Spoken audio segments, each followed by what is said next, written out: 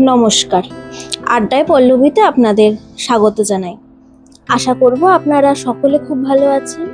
আজ আবারও চলে এসেছি একটা নতুন গল্প নিয়ে, নিবারণ চন্দ্রের শেষকৃত্য, লেখিকা আশাপূর্ণা দেবী। রায়বাহাদুর নিবারণ চন্দ্র শেষ পর্যন্ত সত্যি একদিন মারা গেলেন। ঘটনাটায় নিবারণ ভবনে রীতিমতো আলোড়ন উঠল। শোকে অবিস্মৃণয় ব্যাপারটা যেখানে এসে পৌঁছেছে সেখানে শোক শব্দটাই হাস্যকর। আলোড়ন উঠল ঘটনাটা যে সত্যিই কোনোদিন ঘটবে, এ বিশ্বাস নিবারণ চন্দ্রের ছেলে বউ নাতি নাতনি ও তস্যদের আর ছিল না বলে। ওরা ধরেই নিয়েছিল চিত্রগুপ্তের হিসেবে খাতার থেকে নিবারণ চন্দ্রের নামের পৃষ্ঠাটা সেলাই খুলে পড়ে গিয়ে হারিয়ে গিয়েছে। অতএব এটা অবিশ্বাসের পর্যায়ে পড়ল। কতকাল যেন আগে দু একবার মর হয়েও না মরে জীবিতদের জগৎ থেকে হারিয়ে গিয়ে নিবারণচন্দ্র এই বিরাট 3 তলা প্রাসাদতুল্য বাড়িটার কোনো একটা কোণে হারিয়ে গিয়ে পড়ে থেকেছেন। সে কথা আর কারুর মনে নেই। দূর সম্পর্কীয়রা কখনো কখনো বলে, কি সর্বনাশ, বুড়ো এখনো বেঁচে আছে। আরো দূর সম্পর্কীয়রা বলে, বলো কি, বুড়ো এখনো মরেনি। নিবারণ চন্দ্রের বাঁচা মরায় কার কি লাভ লোকসান তা কেউ ভেবে দেখে না।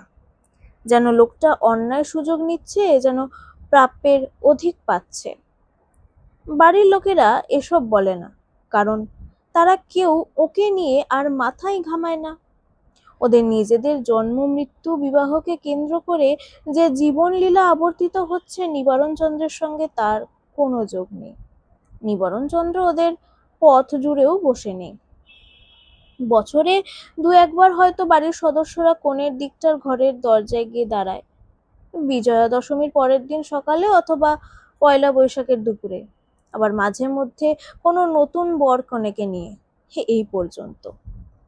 তাছাড়া আর কি করবে, এটাই তো যথেষ্ট। যে লোকটা 96 বছর আগে পৃথিবীতে এসে এখনো পর্যন্ত নড়বার নামটি করছে না, তার সম্বন্ধে এর বেশি সৌজন্যবোধ কতদিন আর বাঁচিয়ে রাখা যায়? কে মনে রাখতে যায় রায় বাহাদুর নিবারণ চন্দ্রের নামে একদিন বাঘে গরুতে এক ঘাটে জল খেত। এই নিবারণ ভবনের মেঝেগুলো তার পায়ের চাপে টলমল করত এবং এই ভবনের প্রতিটি ইট কাঠে তার সতর্ক দৃষ্টির ছাপ ছিল। সময়ে মরতে পারাটাই যে বাঁচা, এ কথাটা যারা ভুলে যায় তাদের সম্বন্ধে কার কি দায়? তবু তো এখন এরা এতদিনের সব বিস্মৃতির ত্রুটি সুদে আসলে শোধ দিচ্ছে, দানসাগর শ্রাদ্ধ করছে। এই জিনিসটার তো নামই ভুলে গেছে এই যুগের লোকেরা। নিবারণ চন্দ্রের ছেলেরা মানুষের মতো মানুষ বলেই না সেই অতীত বস্তুকে বর্তমানে এনে ধরে দিচ্ছে। অবশ্যই নিবারণ চন্দ্রের ছেলেরাও এখন অবসরপ্রাপ্ত বৃদ্ধ, যা করবার তাদের ছেলেপুলেরাই করছে, কিন্তু তাদের ইচ্ছেতেই তো। নিবারণ চন্দ্রের 3 ছেলেই রীতিমতো কৃতী ছিল, যাকে বলে ধনে পুত্রে লক্ষ্মীমন্ত। তবু তাদের সমগ্র সংসার এখনো একান্নবর্তী। এমন নজির এই যুগে দুর্লভ। দুষ্ট লোকে অবশ্য বলে এর কারণ ওই দুঁদে বুড়োর চতুর্বুদ্ধি। বুড়ো নাকি তার উইলে লিখে রেখেছে, আমার জীবদ্দশায় যে ছেলে ভিন্নহারি হবে সে নিবারণ ভবনের ভাগ পাবে না। এদিকে এই জীবদ্দশার মেয়াদটা তিনি এত বেশি বাড়িয়ে নিলেন যে ছেলেদের মাথার চুল বিলকুল সাদা হয়ে গেল। এখন তারাই ভয়ে কাটা হয়ে থাকে তাদের ছেলে বউরাকে কখন ভিন্ন হয়ে বসে। ভাগ্যক্রমে এখনো তা করে বসেনি কেউ, বরং বাপ কাকার কাজে আগ্রহের সঙ্গে সহযোগিতাই করে। এই তো বাড়ির বড় ছেলে এই উপলক্ষে বাড়ি শুদ্ধ সমস্ত মেয়ে বউয়ের জন্য ভালো ভালো জরিপার টাঙ্গাইল শাড়ি এনে দিয়েছে। মা কাকিমার জন্য চওড়া চওড়া পাড়ের ধনেখালি, মেজ ছেলে বাপ কাকার নিয়ম ভঙ্গের ধুতি আর ছেলেপুলেদের নতুন জামা। ধুতি আজকাল আর কেউ পরে না, এই একদিন পরেই থাকবে। তবু দামি কুচি ধুতি এনেছে। এটাও যেন রায়বাহাদুর নিবারণচন্দ্রের মর্যাদা রক্ষারই একটা অংশ। তার উপযুক্ত মর্যাদাই রক্ষিত হচ্ছে এই শ্রাদ্ধ কার্যের প্রতিটি অঙ্গে। ঝি চাকররা পুজোয় এমন ভালো কাপড় পায় না যেমন পেয়েছে কর্তা বাবার ছেঁড়ার। দেশ জানিত একটা মানুষ যে এই বাড়ির মধ্যে ছিলেন এতদিন, সেটা দেশ শুদ্ধ লোক জানুক। নিমন্ত্রণের তালিকা প্রস্তুত হয়ে গেছে, যজ্ঞের রান্নার মেনুও প্রস্তুত। তবু মাঝে মাঝেই তাতে নতুন সংযোজন চলছে পরিবর্ধন।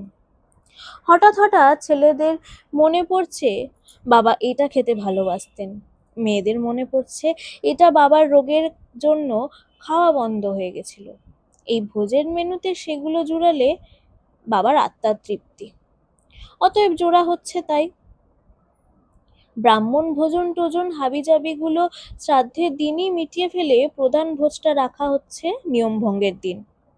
নিমন্ত্রণ পত্রের নিচের দিকে আত্মীয় বন্ধু ও কুটুম্বদিগের জলপান মার্কা মেরে লুচি কুমড়োর ঘ্যাট আর ধোকার ডালনার সম্ভারে শ্রাদ্ধের ভোজ সেরে দেওয়ার মতো নিচু নজর নয় নিবারণের বংশধরের।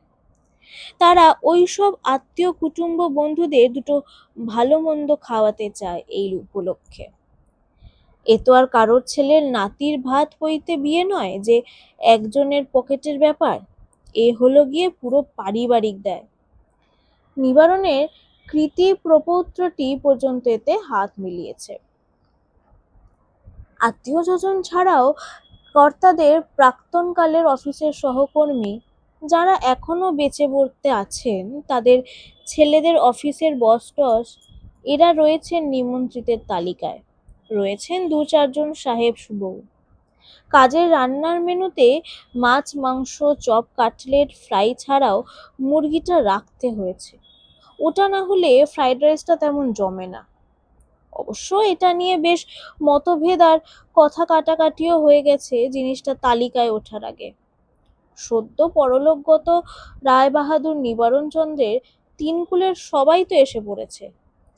গিন্নি মেয়েরা তো বটেই, আধা গিন্নি নাতনিরা নাতবউয়েরাও এসেছে তাদের সঙ্গে। তাদের মধ্যে দুটো দল হয়ে গিয়েছিল। একদল প্রতিবাদে মুখর হয়ে বলেছিল, শ্রাদ্ধই মুরগি, ছি ছি, হিন্দু বাড়িতে এ কি অনাচার। অপর দল প্রতিবাদে প্রখর হয়েছিল, শ্রাদ্ধ তো হিন্দু বাড়িতেই হয়, ওটা কোনো কাজের কথা নয়। আভ্যই দিকে তো আর দেওয়া হচ্ছে না জিনিসটা, আত্মীয়জনকে ভালো খাওয়ানোরই প্রথা। নিবারণের মেজ মেয়ে নাক বেঁকিয়ে বলল, তা বললে কি হবে, আমার শ্বশুরবাড়ির লোকেরা গায়ে ধুলো দেবে। নিবারণের ছোট ছেলে বলল, কেন মেজদি, ওরা কি খান না জিনিসটা? মেজ জামাইবাবু তো মুরগি পেলে আর কিছু খান না, সে আলাদা কথা, তা বলে পিতৃশ্রাদ্ধে। নিবারণের বড় ছেলে কদিনের না কামানো দাড়িতে হাত বুলিয়ে বলল, তাতে কি, বাবা ওটা খেতে কি ভালোই না বাসতেন, তা মনে নেই তোর? তখন তো আবার রান্নাঘরে মুরগি টুরগি ঢুকতো না, আলাদা বাবুর্চি রেখে বাড়ির বাইরে রান্না করিয়ে। গলাটা একটু বাষ্পরুদ্ধ হয়ে গেল। তারপর আস্তে আস্তে বলল, সামান্য বিচার আচারের ছুতোয় কত বঞ্চিত হতো সেকালে। মেজমের মন ঘুরে গেল, বলল, তা সত্যি দাদা, তুমি বললে বলে মনে পড়ে আমরা সেই বাইরে গিয়ে খেতাম, চাকরদের নাইবার কলে হাত মুখ ধুতাম, আর জামা ছেড়ে তবে বিছানায় শুতে পেতাম। নাতবউয়েরা কে কে যেন ঘরে ছিল, তারা সিনেমার নায়িকার ভঙ্গিতে মুখে হাত চাপা দিয়ে হেসে উঠল। একজন বলে উঠল, এই সূচিবাইটা কার ছিল? কার আর, আমাদের মা জননীর। ওই সব নিয়ে কত জ্বালাতনি যে করেছেন বাবাকে। কথায় কথায় স্মৃতির রোমন্থনে আসল প্রসঙ্গটা চাপা পড়ে যাচ্ছিল। তারপর হঠাৎই প্রস্তাবটা পাকা হয়ে গেল, মুরগি রইল। একদার সুযোগ বঞ্চিত নিবারণচন্দ্রের সদ্য বিগত আত্মা পরিতৃপ্ত হবে সন্দেহ নেই। মুরগির প্রতিষ্ঠিত হবার পরই হঠাৎ নানা দিক থেকে স্মৃতির প্রতিযোগিতা শুরু হয়ে গেল। দেখা গেল শুধু মেয়েরাই নয়, নিবারণের প্রৌঢ়া প্রৌঢ়া ভাইঝি ভাগ্নিরাও মনে রেখেছে মামা কি খেতে ভালোবাসতেন, জ্যাঠা কি খেতে ভালোবাসতেন। কোনো একজন বিশেষ প্রতিপত্তিশালিনী ভাগ্নি বলে উঠলেন, তোমাদের যা লিস্ট আছে থাক, মামার কাজে আমি কেষ্টনগরের সরপুরি আনবো, ওটা মামা ভীষণ ভালোবাসতেন। আমার শ্বশুর বাড়ির দেশ তো, যখন তখন আসা যাওয়াই ছিল। আমি এলেই বলতেন, কই রে তোর শ্বশুরের দেশের সরপুরিয়া কই? ভাগ্নির দিদি অন্য এক ভাগ্নি বলে উঠল, নেমন্তন্নি তো শুনছি ১,৫০০-এর ওপর, অর্থাৎ কিনা ভেবেচিন্তে দেখ, সাদা কাগজে সই করে বসো না। প্রতিপত্তিশালিনী বলে উঠলেন, তা ১,৫০০-২,০০০-এ যা হোক এসে যাবে না কিছু দিদি, মামা আমাদের কত আদর আহ্লাদ করেছেন, আমরা আর কবে কি করতে পেরেছি বলো, ১০-২০ বছরের মধ্যে তো দেখা সাক্ষাৎই নেই। অতএব নিমন্ত্রিতদের ভাগ্যে আর একটা পদ বাড়ল, ভাগ্নির পদমর্যাদাও অবশ্যই।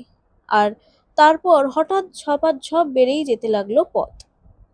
কে যেন গুপ্তিপাড়ার মাখা সন্দেশের দায় নিল, কে একজন ডিম ভরা কই মাছের পাতুরির কথা তুলে তার ভার নিল, কে একজন অসময়ের কাঁচা আমের চাটনির দাম জোগাবে কথা দিল, এবং এক ভাগ্নে পর্যন্ত হঠাৎ বলে বসলো, তোমাদের সব সাহেব শুভ বন্ধু বান্ধব তো আসবে, কিছু স্কচ হুইস্কি আনবো নাকি? আমার চাকরির উন্নতিতে ওই স্কচ হুইস্কির একটা অবদান ছিল। মামা নিজে তো একটু আধটু করতেন। একবার এক সাহেব বন্ধুর সঙ্গে, মানে তখন তো ব্রিটিশ আমল, বেশ জমজমাটি আমল, মামার সেই সাহেব বন্ধু মস্ত একটা গল্প ফাঁদতে বসছিল বোধহয়, সে হঠাৎ বিঘ্ন ঘটল। সভাক্ষেত্রে একটা ছায়ামূর্তির আবির্ভাব, সকলেই প্রায় চমকে উঠল। এই কঙ্কালসার প্রেতাত্মাটি আবার বাড়ির কোনখানে অবস্থান করছিল?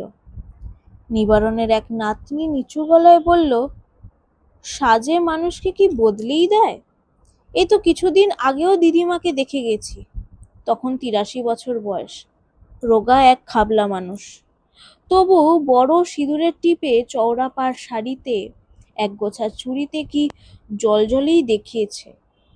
আর এখন দেখো, কে বলবে সেই মানুষ, রংটা শুদ্ধ কালিঝুল হয়ে গেছে।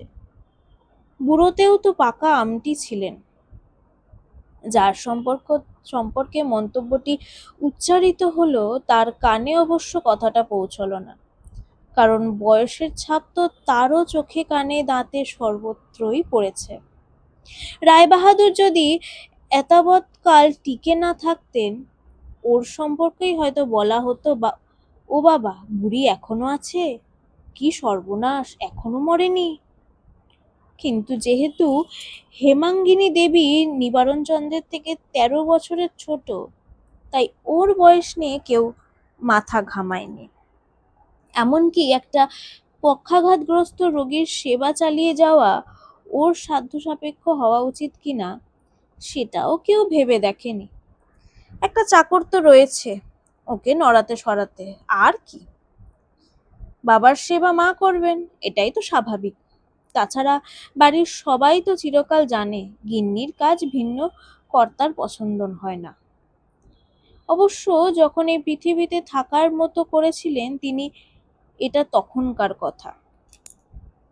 হেমাঙ্গিনীর হাতে গড়া রুটি ভিন্ন হজম হতো না নিবারণচন্দ্রের, হেমাঙ্গিনীর হাতের রান্না ভিন্ন ঝোল মুখে রুচত না।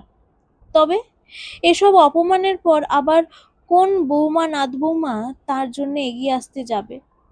তারপর তো নিবারণচন্দ্র নামের লোকটা এই নিবারণ ভবনের মাটির থেকে মিলিয়ে গেল। এ বাড়ির কোনো দর্পণে আর তার ছায়া পড়ল না, এ বাড়ির কোনো টেবিলে আর তার পাত পড়ল না।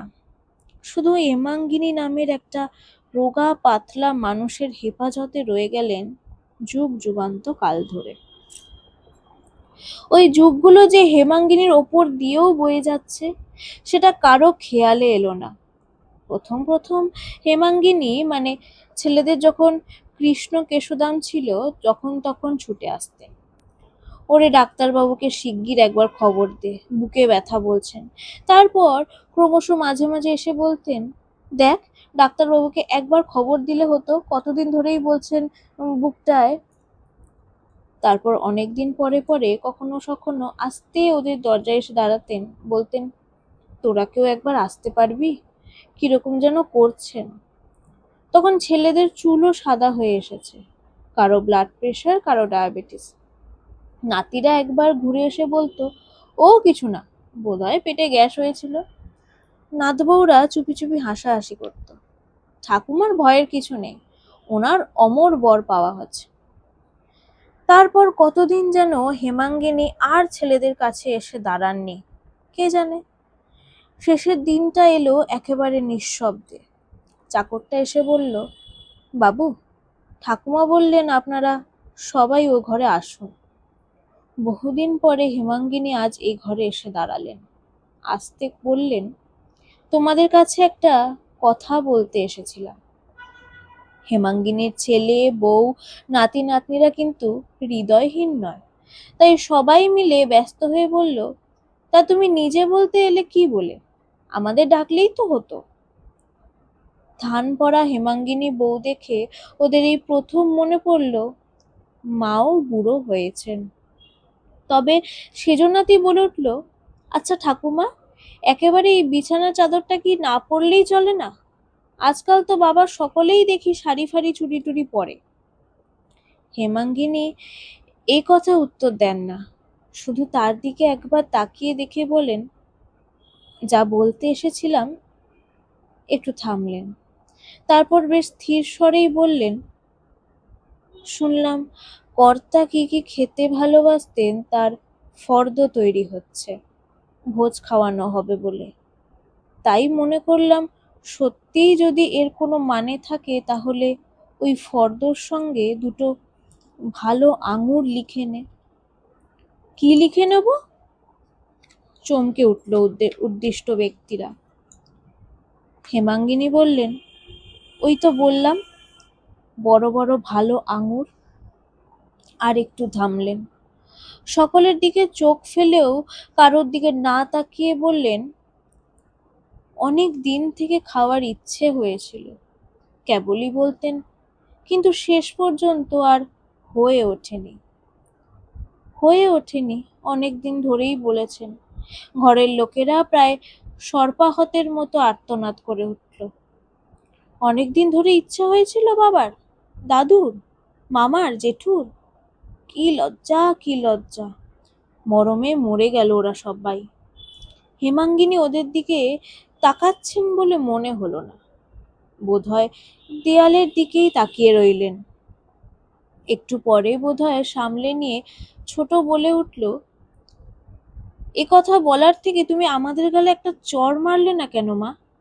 বাবার দুটো আঙুর খেতে ইচ্ছে হয়েছিল, কেবলই বলেছেন সে কথা, অথচ সেই তুচ্ছ বস্তুটা আনা হয়ে ওঠেনি। ভাবতে পারা যায় কথাটা? হেমাঙ্গিনী দেয়ালের দিক থেকে ছেলের মুখের দিকে তাকালেন, দেখলেন সে মুখে ধিক্কার, ভর্ৎসনা আর ক্ষোভের তীব্র অভিব্যক্তি। মেজ ছেলের কণ্ঠস্বরে ধিক্কার ধ্বনিত হলো, বেশ তো মা, আমরা যদি এতই পাষণ্ড ছেলের বাবার, চাকর বাকরকে দিয়েও তো আনাতে পারতে। হেমাঙ্গিনী এখন কথা বললেন, আস্তে থেমে থেমে আনিয়েছিলাম, দুদিন ছোট্ট ছোট্ট, টকে বিষ দেখে রেগে জ্বলে গিয়ে ছুঁড়ে ফেলে দিয়েছিলেন। তা দিতেই পারেন। এক ভাইঝি প্রায় কাঁদো কাঁদো গলায় বলে ওঠে, নিজে কি জিনিসটা আনতেন জেঠু সেটা ভাবো জেঠিমা। নিউ মার্কেটে ফল ভিন্ন মনেই ধরতো না তার। বড়দিনের সময় ঝুড়ি করে ফল এনেছেন, এত বড় বড় কমলা, লাল টুকটুকে আপেলের কাঁড়ি, থোকা থোকা বড় বড় আঙুর। আর সেই মানুষ কিনা দুটো আঙুর খেতে চেয়ে টক টক আঙুর পেলেন, ছুঁড়ে ফেলে দেবেন না? কণ্ঠরোধ হয়ে গেল তার।